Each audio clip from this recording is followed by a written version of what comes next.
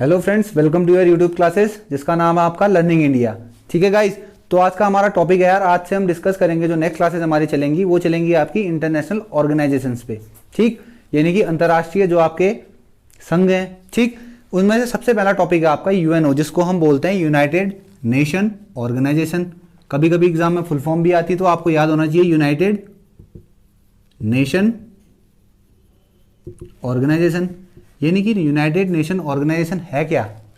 United nation organisation एक ऐसी organisation है जो वर्ल्ड में दो कंट्रीज के बीच में जो डिस्प्यूट होता है आपका, जो दो देशों के बीच में आपके कोई भी दिक्कतें होती है, वो कौन सॉल्व करती है? आपकी यूएनओ सॉल्व करती है।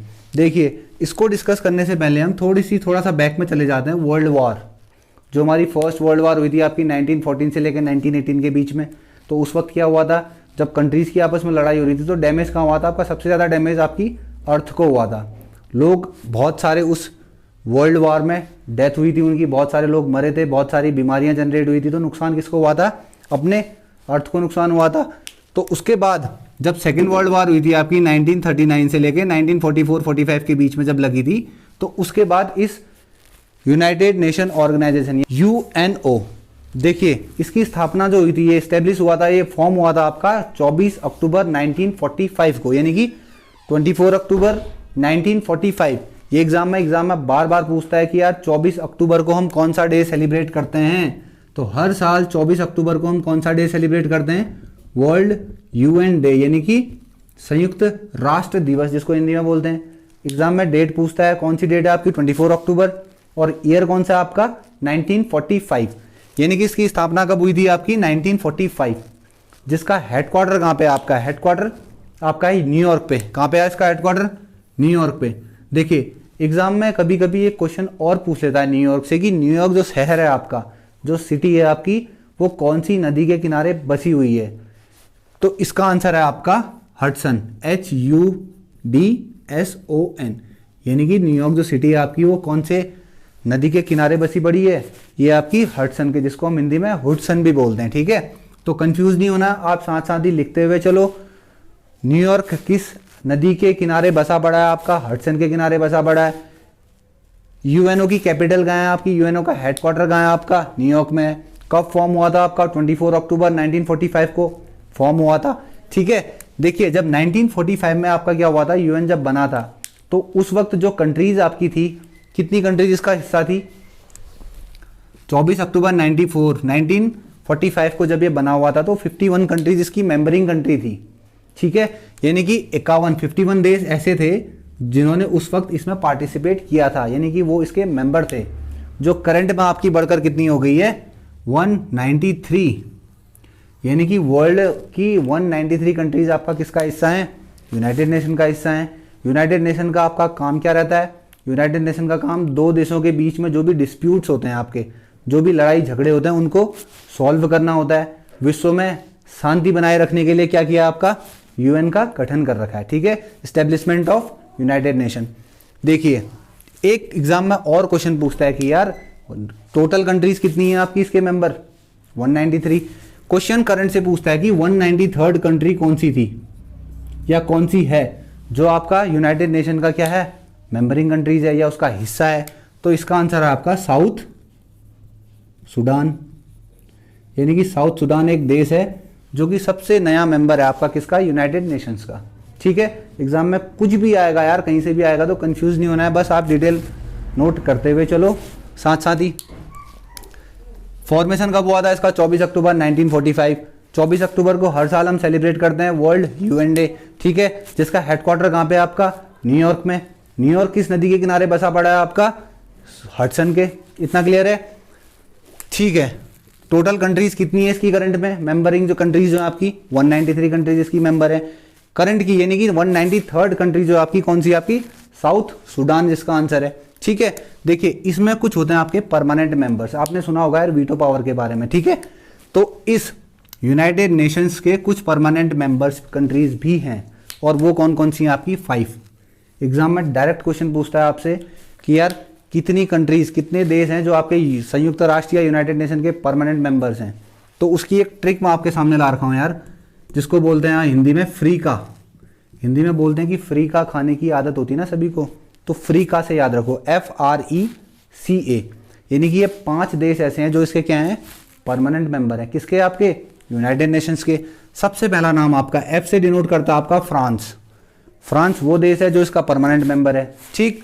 दूसरा आपका रशिया, थर्ड है आपका इंग्लैंड। इंग्लैंड को आप ब्रिटेन से याद करो या ब्रिटेन को आप इंग्लैंड से याद करो।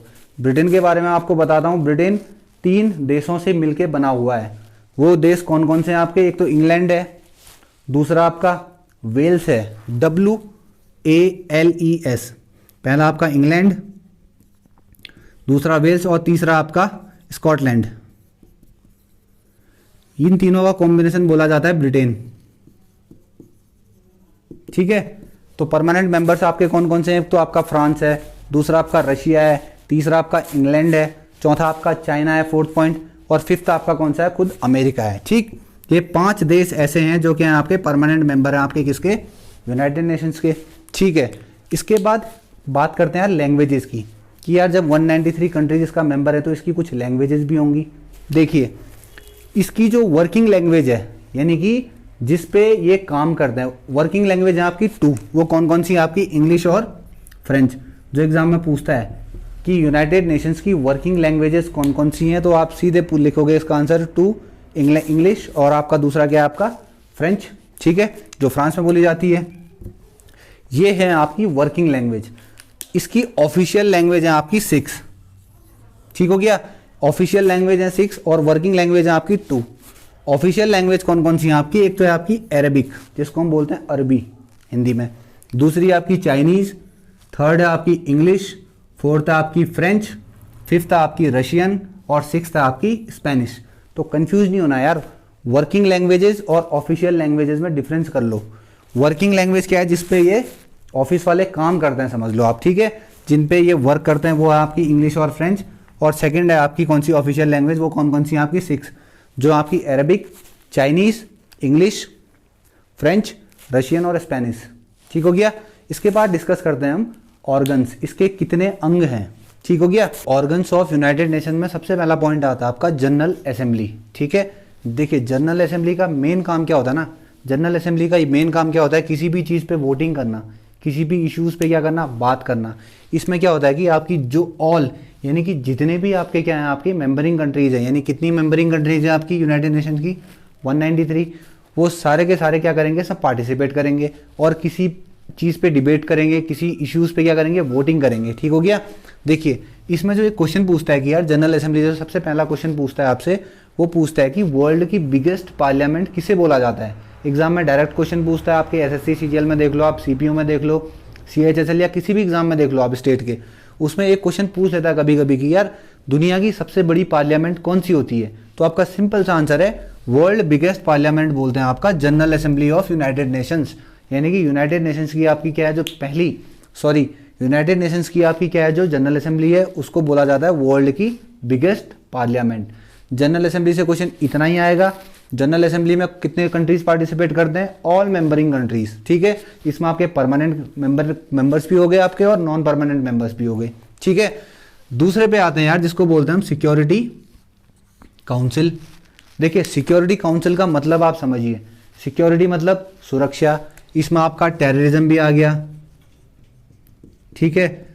कोई भी इश्यूज हैं, कोई भी आपका क्या है महामारी अगर विश्व में फैल रही है तो उन सब चीज़ों का क्या है आपका सिक्योरिटी काउंसिल टेक केयर करती है, ठीक है। इसको बोला जाता है वर्ल्ड पुलिस मैन। एग्जाम में पूछा जाता है कि यार वर्ल्ड पुलिस मैन क्या है, किससे रिलेटेड है, UN से रिलेटेड है, आपका सिक्योरिटी काउंसिल है आपका, ठीक है। इसमें टोटल मेंबरिंग, थोड़ा सा क्वेश्चन यहाँ पे चेंज करते हैं यार, क्वेश्चन चेंज करके पूछता है कि टोटल मेंबर्स यहाँ सिक्योरिटी काउंसिल में कितने होते हैं आपके।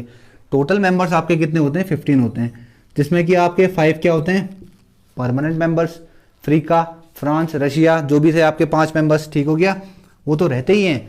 बाकी 10 जो होते हैं आपके, वो होते हैं आपके मेंबरिंग कंट्रीज, यानी कि 193 - 5 कर लो आप, उसमें से जो बचे हुए हैं वो हर 2 साल के लिए क्या होते हैं, मेंबर बने होते हैं किसके, आपके सिक्योरिटी काउंसिल के, ठीक है। थर्ड पॉइंट पे आते हैं यार, economic and social council.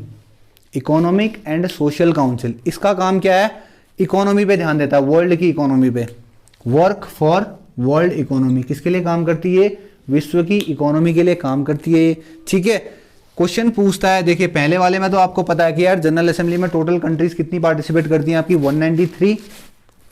Security council की बात आती है तो सिक्योरिटी काउंसिल में कितनी कंट्रीज क्या करती हैं, मेंबर्स कितने इसमें मेंबर्स हैं, तो आपके हैं 15, 5 तो आपके क्या परमानेंट और 10 क्या आपके नॉन परमानेंट, ठीक हो गया। थर्ड पे आते हैं इकोनॉमिक एंड सोशल काउंसिल, ठीक है। इकोनॉमिक एंड सोशल काउंसिल में आपके टोटल मेंबर्स कितने होते हैं आपके 54, जिसमें से कि 1/3 मेंबर्स क्या होते हैं, हर साल चेंज होते रहते हैं, ठीक है। इसका काम क्या है, वर्क फॉर वर्ल्ड इकोनॉमी, विश्व की इकोनॉमी के लिए काम करती है यार, प्लान तैयार करती है, चार्ट तैयार करती है, ड्राफ्ट तैयार करती है, ठीक है। उसके बाद आता है फोर्थ पॉइंट आपका द सेक्रेटेरिएट, जिसको हम सचिवालय भी बोलते हैं, ठीक है। इसका काम कुछ नहीं है, इसका काम है कि इन सबका काम का it look after the work, ये क्या करती है, इनके कामों को देखती है, ठीक है। इसमें से क्वेश्चन आपसे पूछा जाता है एग्जाम में यार, एसएससी के एग्जाम में अक्सर पूछ लेता है कि यार पहले आपके चेयरपर्सन कौन थे या पहले चेयरमैन कौन थे आपके थे त्रिगवेली, TRIGVELI, त्रिगवेली क्या थे आपके पहले चेयरमैन थे आपके किसके, यूनाइटेड नेशंस के, कि द सेक्रेटेरिएट के इनके, ठीक है। अभी कौन है करंट में, एंटोनियो ग्यूटेरस, ये कहाँ के हैं आपके पोर्तुगल के, जिसको हम हिंदी में पुर्तगाल बोलते हैं। और ट्रिगवेली कहाँ के थे आपके, नॉर्वे, ठीक है। कंफ्यूज मत होना यार, सेक्रेटेरिएट सचिवालय का काम क्या होता है, देखिए हर सरकारी विभाग का एक अपना क्या होता है, ऑफिस होता है, जो क्या करता है, पूरे डिपार्टमेंट का काम देखता है। वही काम क्या है आपका सेक्रेटेरिएट किसकी, जनरल यूनाइटेड नेशन ऑर्गेनाइजेशन की, ठीक है, ये काम देखती है। इसके पहले चेयरमैन जो थे आपके त्रिगवेली थे, ठीक है, जो कहाँ के थे आपके नॉर्वे के थे। अभी करंट के कौन है आपके 9th एंटोनियो ग्यूटेरस, स्पेलिंग देख लेना, एंटोनियो ग्यूटेरस, जो कहाँ के हैं आपके पोर्तुगल यानी कि पुर्तगाल के हैं, ठीक है। इसके बाद नेक्स्ट पॉइंट पे आते हैं, पॉइंट है आपका ट्रस्टीशिप काउंसिल। ट्रस्टीशिप काउंसिल कुछ नहीं है यार, ट्रस्टीशिप काउंसिल आपका ये समझ लो कि जो आपकी इंडिपेंडेंट कंट्रीज, यानी कि जो कंट्रीज आपकी अभी अभी क्या हुई हैं, जिनको फ्रीडम मिला हुआ है, जो इंडिपेंडेंट हुई है, उनके डेवलपमेंट के लिए काम करती है। कौन सी डिपार्टमेंट आपका, ट्रस्टीशिप काउंसिल, इतना ही है, इसमें क्वेश्चन ज़्यादा पूछेगा नहीं आपसे एग्जाम में। पॉइंट जो है आपका 6 पॉइंट आपका ICJ यानी कि इंटरनेशनल कोर्ट ऑफ जस्टिस। इसका इसमें से एग्जाम में क्वेश्चन पूछता है कि इसका हेडक्वार्टर कहाँ पे है। इसका हेडक्वार्टर आपका द हेग, आप नाम याद रखो इसका, द हेग, HAGUE, ये कहाँ पे पड़ता है आपका, New Zealand. International court of justice का काम कुछ नहीं है यार, जो इंटरनेशनल मैटर्स आपके चल रहे हैं, इंटरनेशनल इश्यूज चल रहे हैं किसी दो कंट्रीज पे, वो कहाँ पे सॉर्ट आउट होंगे आपके, कहाँ पे रिजॉल्व होंगे आपके, इंटरनेशनल कोर्ट ऑफ जस्टिस में होंगे, ठीक है।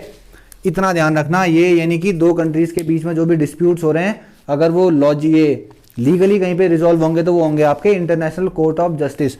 इससे डायरेक्ट एग्जाम में क्वेश्चन पूछता है कि इसकी कैपिटल कहाँ है या इसका हेडक्वार्टर कहाँ पे है। तो इंटरनेशनल कोर्ट ऑफ जस्टिस का हेडक्वार्टर कहाँ पे है आपका, द हेग, HAGUE, ये एक जगह का नाम है नीदरलैंड में, जो कहाँ पे आपकी नीदरलैंड में है, ठीक है। देखिए अभी तक इंटरनेशनल कोर्ट ऑफ जस्टिस में 4 जजेस भारत के भी क्या कर चुके हैं, वहाँ पे रिप्रेजेंट कर चुके हैं भारत को, ठीक है। एग्जाम में क्वेश्चन पूछता है कि अभी तक कितने जजेस ने इंटरनेशनल कोर्ट ऑफ जस्टिस में भारत के जो हैं उन्होंने रिप्रेजेंट किया है, तो आपका आंसर होगा 4, ठीक है। करंट में जो आपके उनका नाम है दलबीर सिंह भंडारी, ये क्वेश्चन थोड़ा सा इंपॉर्टेंट है, इसको याद कर लेना आप। दलबीर सिंह भंडारी कौन है आपके, अभी करंट में भारत की तरफ से ऐसे जज हैं जो कहाँ पे रिप्रेजेंट कर रहे हैं भारत को, इंटरनेशनल कोर्ट ऑफ जस्टिस में, ठीक है क्लास। तो ये 6 पॉइंट आपके हैं यार, ऑर्गन्स ऑफ यूनाइटेड नेशंस। अगर वीडियो अच्छा लगा आपको तो प्लीज़ लाइक कीजिए यार, सब्सक्राइब कीजिए, ठीक है। तो मिलते हैं अगली क्लास में, till then bye bye, take care, जय हिंद।